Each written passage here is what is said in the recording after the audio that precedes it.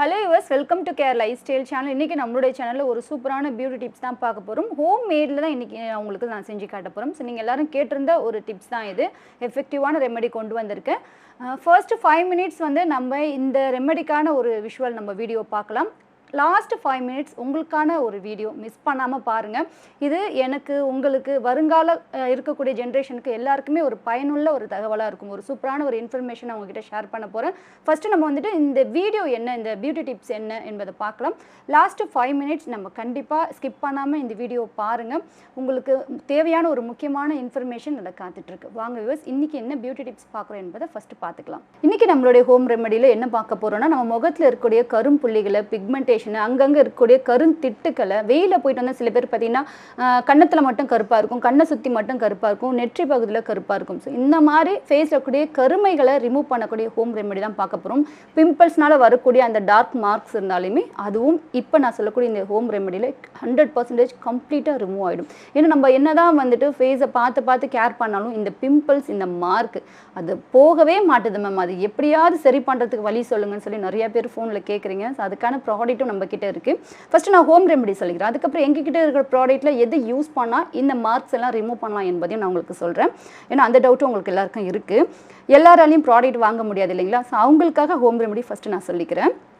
So அதுக்கு வந்து neem oil, நாட்டு மருந்து கடையில் போய் கேட்டிங்கன்னா இந்த நீம் ஆயில் கொடுப்பாங்க. இது வந்து பார்த்திங்கன்னா வேப்பிலையிலேருந்து எடுக்கக்கூடிய ஆயில். இதில் பார்த்திங்கன்னா அதிகமாக கசப்பு தன்மை இருக்குது, நிறையா கிருமி நாசினி இதில் அதிகமாக இருக்குது. ஸோ இது வந்து ஃபேஸில் நீங்கள் அப்ளை பண்ணுறதுனால உங்களுக்கு பிம்பிள்ஸும் ரிமூவ் ஆகும், பிம்பிள்ஸ்னால் வரக்கூடிய மார்க்கும் ரிமூவ் ஆகும், ஃபேஸும் வந்துட்டு கிளியர் ஸ்கின்னாக இருக்கும். ஃபேஸில் எந்த ஒரு ப்ராப்ளமும் உங்களுக்கு இல்லாமல் கிளியர் ஸ்கின்னாக இருக்கும். ஸோ அதனால் இன்றைக்கி இந்த ஹோம் ரெமெடியில் நான் ஃபஸ்ட்டு எடுக்கக்கூடியது இந்த நீம் ஆயில். நீம் ஆயில் வந்துட்டு ஒரு 1/2 டீஸ்பூன் அளவு எடுத்துக்கிறேன். நெக்ஸ்ட்டு பார்த்திங்கன்னா தேன் எடுத்துக்கிறேன், பியூர் ஹனி. ஸோ நாட்டு மருந்து கடையில் கேட்டிங்கன்னா பியூர் ஹனி கிடைக்கும். ஸோ இந்த ஹனி பார்த்திங்கன்னா நம்முடைய ஸ்கின்னை வந்து நல்லா மாய்ஸ்சராக வச்சுருக்கும். ஸ்கின்னுக்கு மேலே இருக்கக்கூடிய மார்க்ஸை வந்துட்டு 100% ரிமூவ் பண்ணக்கூடிய தன்மை வந்துட்டு ஹனிக்கும் இருக்குது. இன்றைக்கி நான் கொண்டு வந்திருக்கேன் எல்லா இன்க்ரீடியண்ட்டுமே மார்க்கை வந்து ரிமூவ் பண்ணக்கூடிய இன்க்ரீடியண்ட் தான். தேனும் வந்து நீங்கள் ஒரு 1/2 டீஸ்பூன் அளவு எடுத்துக்குங்க.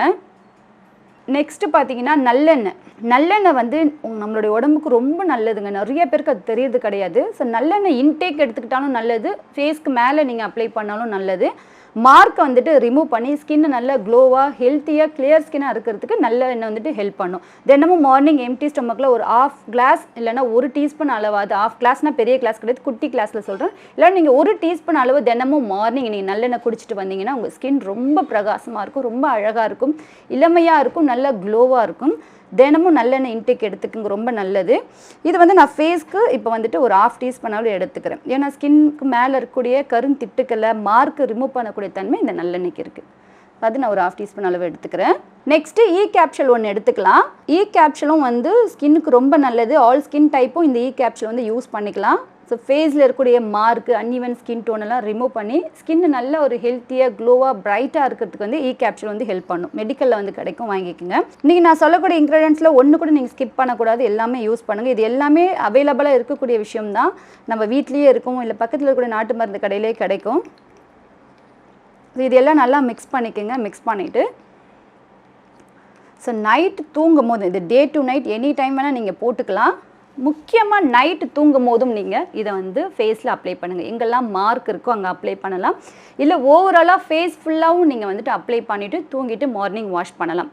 இல்லைனா நீங்கள் என்ன பண்ணீங்கன்னா கொஞ்சமாக டாட் எடுத்து எங்கெல்லாம் மார்க் இருக்குதுன்னு நீங்கள் நினைக்கிறீங்களோ ஸோ அங்கெல்லாம் இந்த மாதிரி டாட் நல்லா திக்காக வைக்கணும். நீங்கள் திக்காக வைக்கலாம், இல்லைனா நீங்கள் ஃபேஸில் திக்காக இந்த மாதிரி அப்ளை பண்ணிவிட்டு விட்டுடலாம். ஸோ இதனால் வந்து ஃபேஸில் பிம்பிள் வருமா அப்படின்னு நீங்கள் நினச்சிங்கன்னா கண்டிப்பாக வராது. உங்களுக்கு பிம்பிள் வரும் அப்படின்னு பயம் இருந்துச்சுன்னா நீங்கள் எங்கெல்லாம் மார்க் இருக்கோ அங்கே மட்டும் நீங்கள் அப்ளை பண்ணிக்கலாம். இல்லைனா ஃபேஸ் ஃபுல்லாக நல்லா அப்ளை பண்ணிவிட்டு தூங்கிடுங்க, மார்னிங் வாஷ் பண்ணுங்கள். வெயில்னால் வரக்கூடிய டர்ன் இருந்தாலும் ரிமூவ் பண்ணிவிடும், பிக்மெண்டேஷன் இருந்தாலும் சரி பண்ணிவிடும். சில பேர் பார்த்திங்கன்னா வாயை சுற்றி கருமை, கண்ணை சுற்றி கருமை இருக்குது.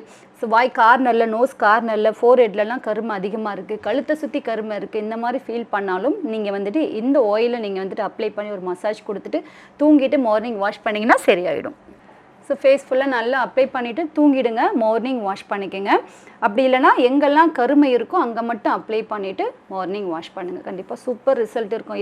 இது வந்து கைக்கும் நீங்கள் அப்ளை பண்ணிக்கலாம். வெயிலில் போயிட்டு கை ரொம்ப டேர்னாக இருந்தாலும் நீங்கள் கைக்கும் வந்துட்டு இந்த ஆயில் அப்ளை பண்ணி ஒரு மசாஜ் கொடுத்துட்டு அதுக்கப்புறம் ஒரு 1 ஹவராவது ஊற விட்டுட்டு அப்புறம் நீங்கள் வாஷ் பண்ணி பாருங்கள். சூப்பர் ரிசல்ட் இருக்கும். ஸோ இந்த ஆயில் வந்துட்டு கண்டிப்பாக எஃபெக்டிவாக இருக்கும். ஆல் ஸ்கின் டைப்பும் யூஸ் பண்ணிக்கலாம்.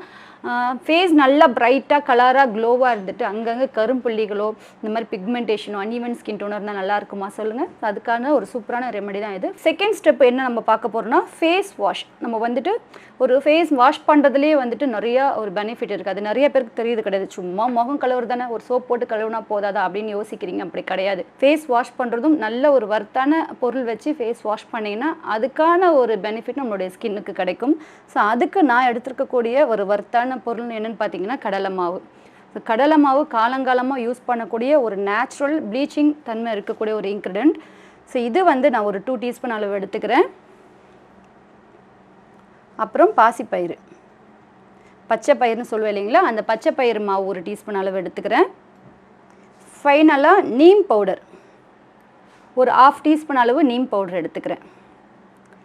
இதை மிக்ஸ் பண்ணுறதுக்கு நான் மோர் எடுத்துக்கிறேன்.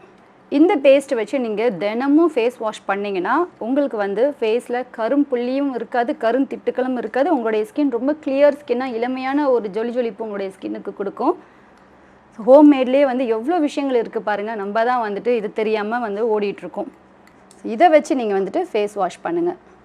டெய்லி மார்னிங் எழுந்ததும் நீங்கள் வந்து ஆயில் அப்ளை பண்ணுறீங்களோ இல்லையோ இந்த பேக் ரெடி பண்ணி வச்சுக்கோங்க. மிக்ஸ் பண்ணி வச்சுட்டு மோர் வந்துட்டு ஃப்ரிட்ஜில் ஸ்டோர் பண்ணி வச்சுக்கோங்க. வேலையெல்லாம் முடிச்சதுக்கப்புறம் இந்த மிக்ஸிங்கை ஃபேஸில் அப்ளை பண்ணிவிட்டு ஒரு மைல்ட் ஸ்க்ரப் கொடுத்துட்டு வாஷ் பண்ணிக்கோங்க.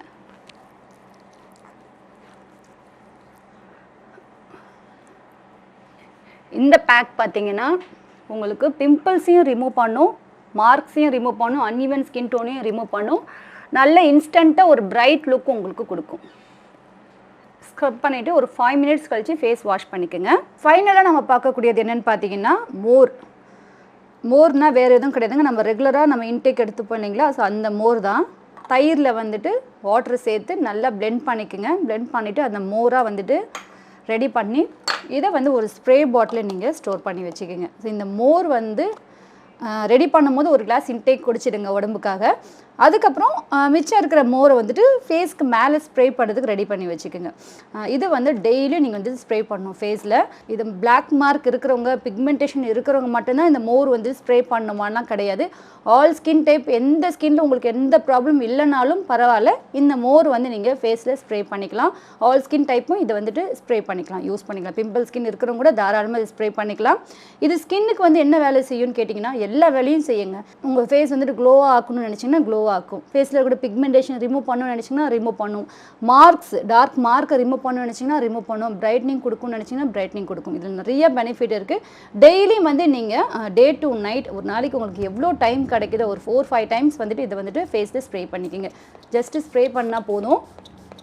ஸ்ப்ரே பண்ணிவிட்டு அப்படியே விட்டுருங்க, காத்தார காய விட்டுருங்க. அப்பப்போ ட்ரை ஆக ஒரு ஸ்ப்ரே பண்ணிக்கோங்க. ஸோ வந்து ஸ்ப்ரே பாட்டிலாம் இல்லை, ஸோ நாங்கள் எப்படி ஸ்ப்ரே பண்ணணும்னு கேட்டிங்கன்னா ரொம்ப சிம்பிள். நீங்கள் ஸ்ப்ரே தான் பண்ணணும் கிடையாது. ஸோ இந்த மாதிரி ஒரு காட்டனில் நீங்கள் டிப் பண்ணி கூட ஃபேஸில் நல்லா டேப் பண்ணிக்கலாம். நீங்கள் வந்துட்டு காட்டனில் இந்த மோர் எடுத்துகிட்டு ஃபேஸில் நல்லா இதே மாதிரி நீங்கள் டேப் பண்ணிக்கலாம்.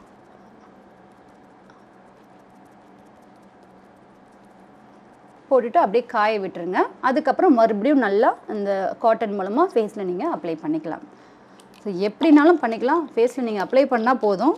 கண்டிப்பாக இன்றைக்கி நம்ம பார்த்த இந்த 3 ஸ்டெப்புமே வந்துட்டு நீங்கள் ஃபாலோ பண்ணுங்கள். எனி ஒன் மட்டும் ஃபாலோ பண்ணலாம் அப்படின்னு நீங்கள் கேட்டிங்கன்னா எனி ஒன் கூட நீங்கள் ஃபாலோ பண்ணிக்கலாம். பட் 3மே நீங்கள் வந்து ஸ்டெப் பை ஸ்டெப்பாக நீங்கள் ஃபாலோ பண்ணும் போதும் சீக்கிரம் ரிசல்ட் இருக்கும். உங்களுடைய ஸ்கின் ரொம்ப ஆரோக்கியமாக இருக்கும். நீங்கள் எனி டைம்னாலும் எடுத்துக்கலாம். 3ல் எனி ஒன் நீங்கள் ஃபாலோ பண்ணிக்கலாம். இல்லை 3மே வந்துட்டு ஸ்டெப் பை ஸ்டெப்பாக ஃபாலோ பண்ணிக்கலாம். பட் நீங்கள் ஃபாலோ பண்ணால் போதும். எப்படியாவது வந்துட்டு இதை உங்களுடைய ஸ்கின்னில் நீங்கள் போட்டுருங்க. உங்களுக்கு தேவையான ஒரு கிளியர் ஸ்கின், ஒரு அழகான ஒரு சருமம், ஒரு ஜொலிப்பான ஒரு ஸ்கின் டோன் உங்களுக்கு கிடைக்கும். ஸோ நம்மளுடைய ப்ராடக்ட்டில் என்ன ப்ராடக்ட் யூஸ் பண்ணால் இந்த மார்க் இந்த பிக்மெண்டேஷன்லாம் போகும் என்பதை பார்க்கலாம். பப்பாயா சோப் நல்லாயிருக்கும், டர்மரிக் சோப் நல்லாயிருக்கும். உங்களுக்கு பப்பாயா சோப்லேயே வந்துட்டு கஸ்டமைஸ் பண்ணியும் கொடுக்குறோம், நார்மலும் இருக்குது. உங்கள் பட்ஜெட்க்கு ஏற்ற மாதிரி நீங்கள் வந்து பர்ச்சேஸ் பண்ணிக்கோங்க. பட் இது ரெண்டுமே சூப்பர் ரிசல்ட் இருக்கும். இன்ஸ்டண்ட்டாக உங்களுடைய ஸ்கின்க்கு மேலே இருக்கக்கூடிய இந்த டார்க்னஸ்ஸை டார்க் மார்க்ஸை வந்துட்டு ரிமூவ் பண்ணும். ஃபேஸ் வாஷில் பார்த்தீங்கன்னா நலுங்கு ஃபேஸ் வாஷும் பீட்ரூட் ஃபேஸ் வாஷும் நல்லாயிருக்கும். இதில் ஏதாவது ஒன்று நீங்கள் ஃபாலோ பண்ணிக்கலாம் இந்த மார்க் ரிமூவ் பண்ணுறதுக்கு. நெக்ஸ்ட்டு பார்த்தீங்கன்னா சீரம், பிக்மெண்டேஷன் சீரம் வந்து இருக்குது. இது வந்து பிரைட்னிங் சீரம், இப்போ நேம் சேஞ்ச் பண்ணிட்டு, ஏன்னா இது பிக்மெண்டேஷன் மட்டும் க்யூர் பண்ணுறதில்ல, ஸ்கின் இன்ஸ்டண்ட்டாக நல்லா பிரைட்டாக சேஞ்ச் பண்ணதுனால பிக்மெண்டேஷன் சீரம் நான் வந்துட்டு நேம் மாற்றிருக்கோம். இது வந்து ஃபேஸில் இருக்கக்கூடிய கருந்திட்டுக்களை மார்க், ஸ்கின்க்கு மேலே இருக்கக்கூடிய மார்க் ரிமூவ் பண்ணக்கூடிய தன்மை இந்த சீரத்துக்கு அதிகமாக இருக்குது. ஸோ தினமும் day to night any one time நீங்கள் இந்த சீரம் வந்துட்டு ஃபேஸ்க்கு அப்ளை பண்ணிவிட்டு மசாஜ் பண்ணிவிட்டு 1 hour கழித்து நீங்கள் வாஷ் பண்ணிக்கலாம். ஃபைனலாக பார்த்தீங்கன்னா க்ரீம் இருக்குது. பிக்மெண்டேஷன், மங்கு, டார்க் ஸ்பாட்ஸ் இது எல்லாத்தையும் ரிமூவ் பண்ணுறது ஒரே க்ரீமாக நாங்கள் ரெடி பண்ணியிருக்கோம்.